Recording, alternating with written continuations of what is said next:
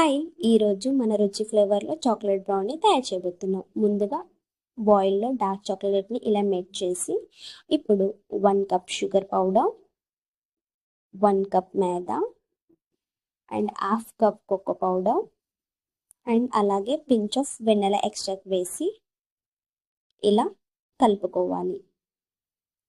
ఆ తర్వాత ఇప్పుడు మనం కొద్దిగా మిల్క్ కూడా యాడ్ చేయాలి. ఇలా యాడ్ చేసి మళ్ళీ కలుపుకొని ఇలా ఈ మాదిరిగా ఉండాలి. ఇప్పుడు ఇలా తీసుకొని బటర్ అప్లై చేసి ఇలా వేసుకోవాలి.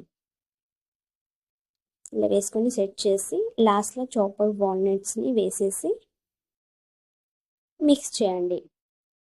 మీరు కూడా సింపుల్గా ట్రై చేసి చూడండి. ఇలా సెట్ చేసి ఇలా ఒక బాయిల్లో బేక్ చేయండి, ఒక 20 to 25 మినిట్స్ దాకా.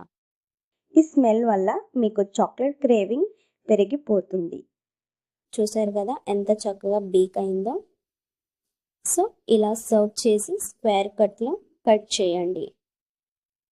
Wow, super soft brownie ready. మీకు ఈ చిన్న స్వీట్ రెసిపీ నచ్చిందా? అయితే మీ సపోర్ట్తో మా ఛానల్ బ్రౌనీ లాగా గ్రో అవ్వాలి.